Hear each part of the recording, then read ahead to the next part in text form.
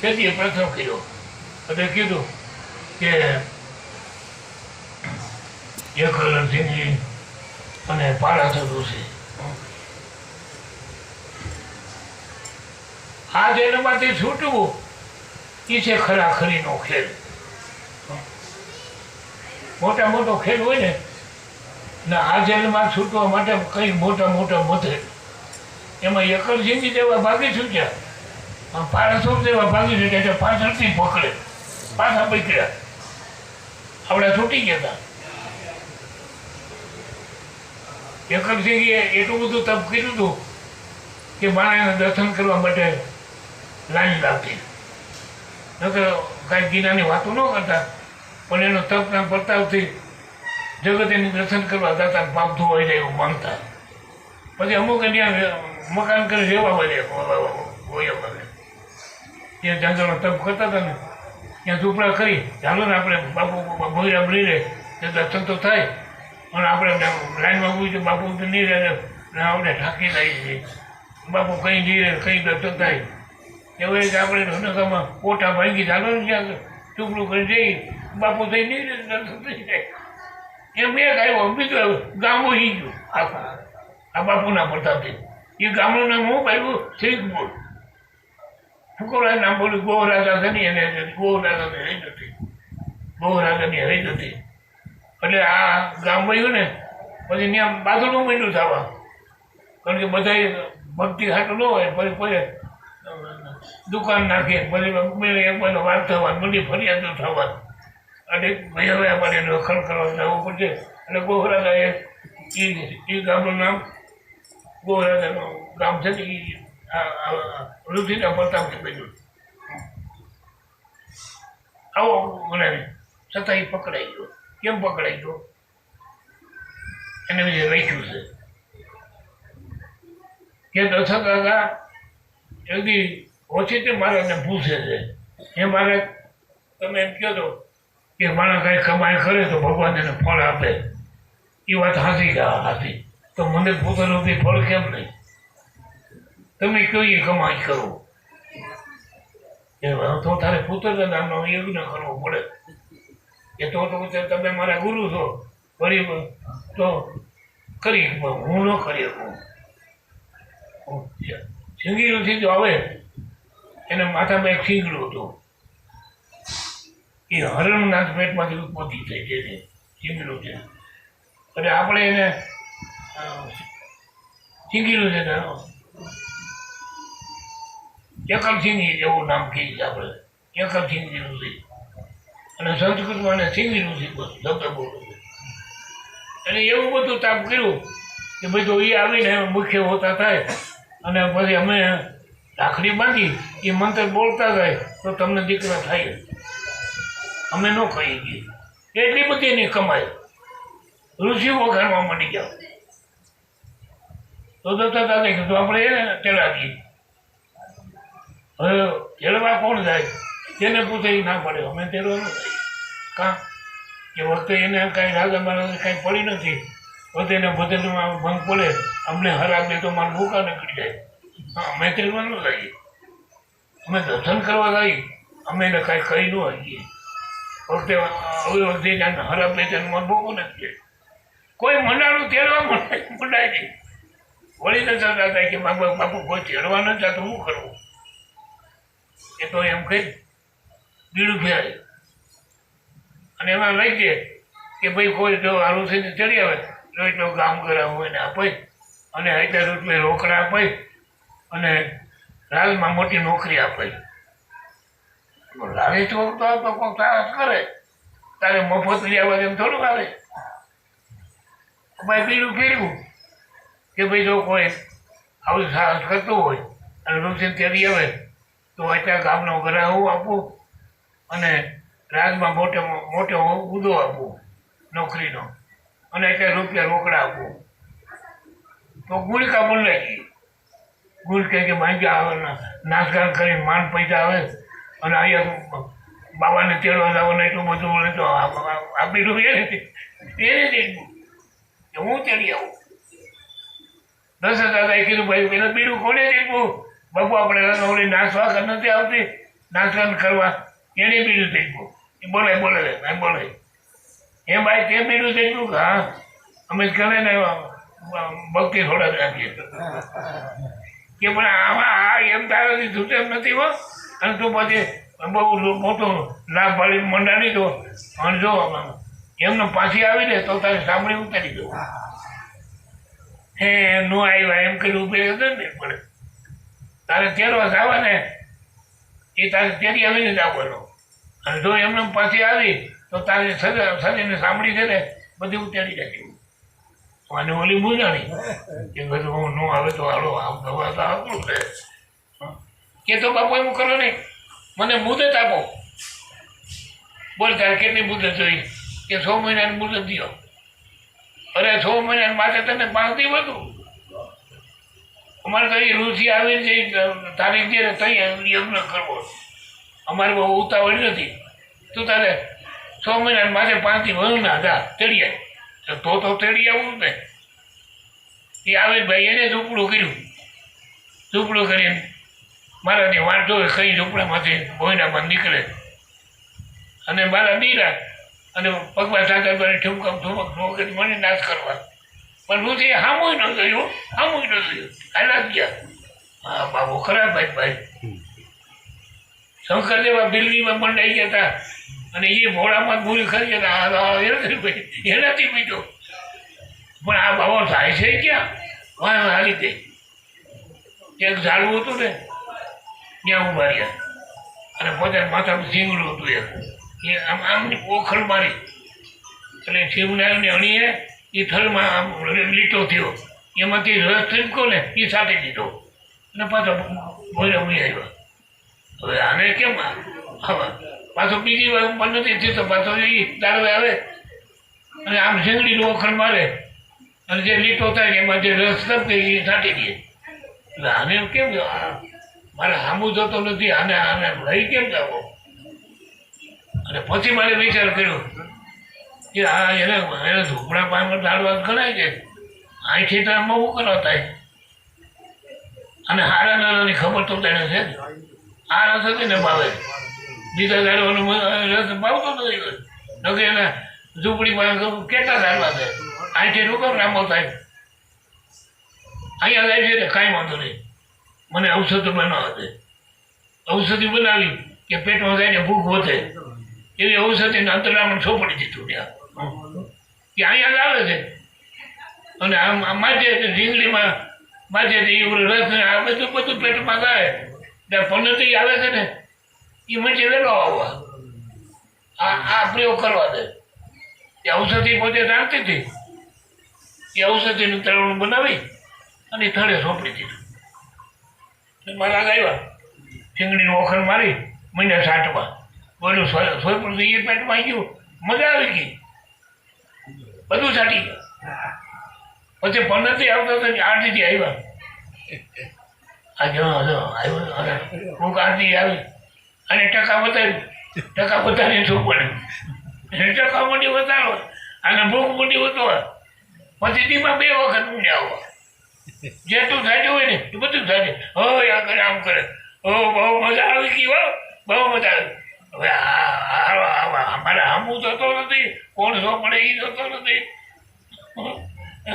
બહુ મજા આવી ગઈ બહુ મજા આવી ગઈ બહુ મજા આવી ગઈ 2 વખત આવે જેટલું થયું સાચું હોય બધું સાચી જાય હવે આનું શું કરવું આમું ધોવે ને તો કાંઈ એમ કરવું હવે એ ધોઈ નાખવા દે હવે ઓલા રસી એને તો બીજી થાય અને આ ગાંડા જવું થઈ જાય એટલે પાણીની બાલટી ભરી અને કાંથાનું રાડું લઈ બધું સાફ નાખ્યું ધોઈ નાખ્યું સાફ અને મારા આવ્યા શીંગડી મારે છાંટે શીંગડી મારે છાંટે પણ ભૂખ મોટે નહીં મુજાના કોઈ બાપડી મને બહુ ભૂખ લાગી અરે મારે શું કરવું કઈ ગઈ અહીં આવો મારા અહીં આવો ત્યાં હું સોપડતી થઈ અને તમને મારા ન તે આવ્યો છે ને ઢોરની કોઈ ઓખલું હું મારો હું રાંધું તમે ખાઈ લ્યો હાલો તમારી સેવા કરો હું આવી જાઉં હા ભાઈ તું ના ગુરુભાઈ અને બાઈને ઓલી જટા હતી ને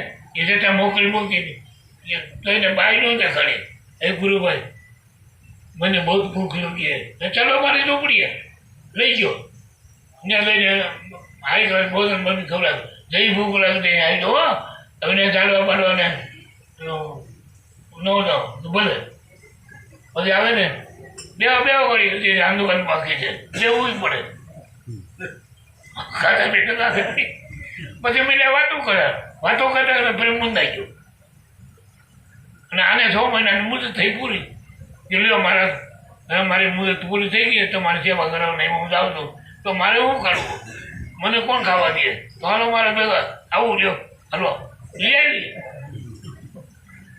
લઈ જાય ને લઈ આવી નાચ ગાન કરતી હતી પછી તમારે કે આ મારા હું તેડી આવી પછી તમારે કે તમે એમ કરો પુત્રના નામ યજ્ઞ દર્શન કરાવો અને તમારા પડતાથી રાજાને બાળકોતા થાય અને અમે પણ રાખડી બાંધ્યું તમે મંત્ર બોલજો સોવા અમે મોટ કરવા લાગ્યું પછી એને યજ્ઞ કર્યો એમાંથી રામ લખમણને ભરત છત્તરપુરની ઉત્પત્તિ થઈ એ અગ્નિ તે પ્રગટ થયા એમાં જે હોમ કરતા હતા ને અગ્નિ એમ ખીરનું પાત્ર દીધું કે આ ખીર તમારે રાણને ખવડાવો અને દીકરા થાય અને અડધી ખીર કૌશલ્યજીને આપ્યો અને એના રામ થયા અડધી ખીર એને આપી દીધી પછી જે રહીને એના 2 ભાગ પાડ્યા એક કઈ નથી તે અને એક સુમિત્રા દેવી છે વળી સુમિત્રા રણમાં નથી આવો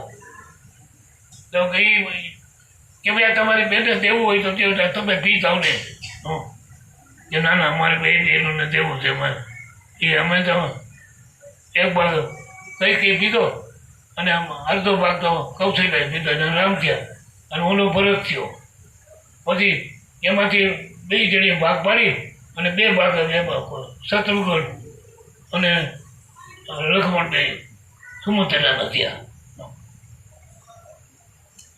અને એક જગ્યાએ એવું લખ્યું છે કે હનુમાનજી છે ને એ રામના ભાઈ છે વિભીષણ છે ને એ રાવણનો ભાઈ નથી એ કૌશલ્યજીનો દીકરીઓ છે દશરથામાં દીકરો છે અદભુત રામાયણની અંદરમાં લેખ છે આનો મેં સાંભળ્યો છે એ કઈ રીતે થાય એનું હું તમને ખુલાસો આપું કે આ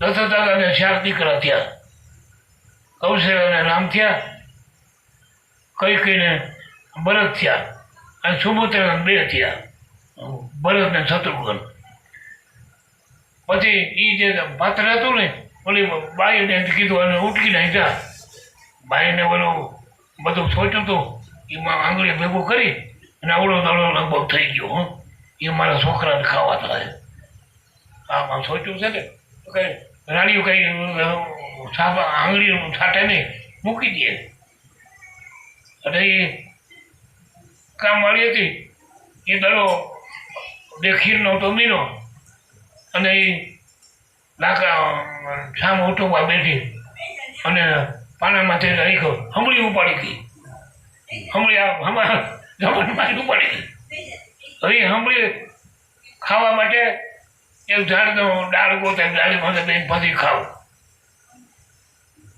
તો ત્યાં કેસી નામનો વાંદરો હતો હનુમાનજી કેસી નંદન કહેવાય છે ને અને એને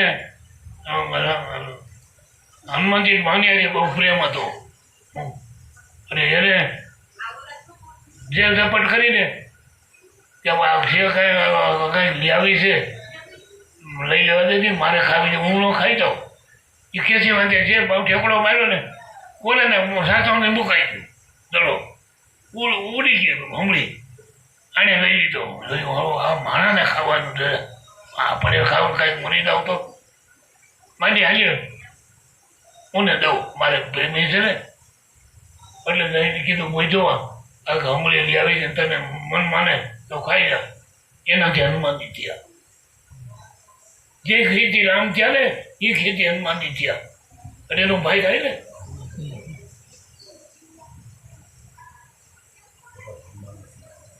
પછી વિભીષણ વિશે લખ્યું વિભીષણ રાવણનો ભાઈ નહોતો કૌશલ્યાનો દીકરો દશરથાનો દીકરો છે એ કઈ રીતે એમાં લખ્યું છે કે નારદજી એક વાર લંકામાં ગયા અને આમ બધે જોતા હતા. તારા હવે પેલા હું નારદા હું જોતો હું જોઉં ભાઈ કૌશલ્યાનો દીકરો જે થાય ને એ અહીંયા મોટી રથ લઈને તારે એને યુદ્ધ કરીને તારો મોત એને આગે છે.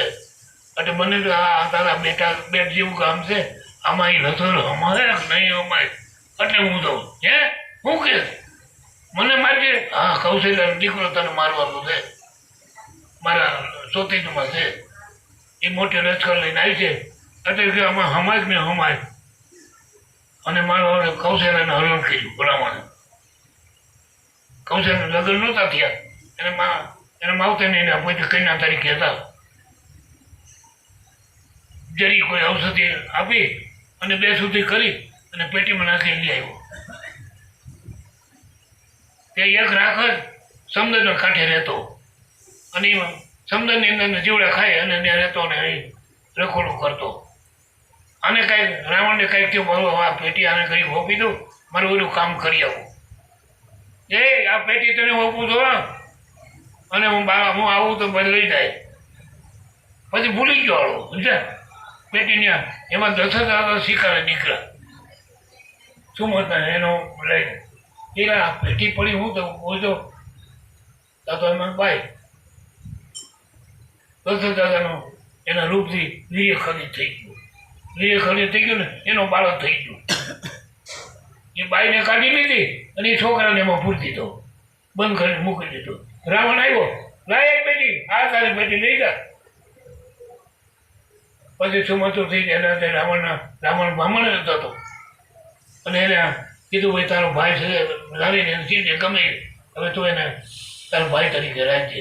એ વિભીષણ એ કૌશલ્યાનો દીકરો છે. આ વાત કોઈ તમે સાંભળી તો હોય ગમે નહીં તો આ વાત કે મેં નથી આટલું પણ અદભુત રામાયણમાં છે આ. એટલે એ હનુમાનજી પણ એના ભાઈ થાય અને વિભીષણ એના ભાઈ થાય. અને એને જ્યાં સુધી ગાદી ન આપે ને ત્યાં સુધી રામ ગાદીમાંથી બેસી ન આવે કરીને મોટો ભાઈ થઈ. એટલે એને રાવણને મારી અને વિભીષણને ગાદી હોપી અને પોતે અયોધ્યામાં પહોંચાડ્યો રામે. એ પછી રાજા થઈ શકે સાવ રાજા થઈ ન હોય.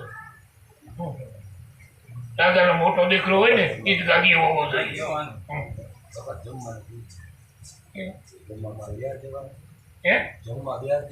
હા બેહાડજો થયો બસ. હવે બોલો સદગુરુ મહારાજ કી જય.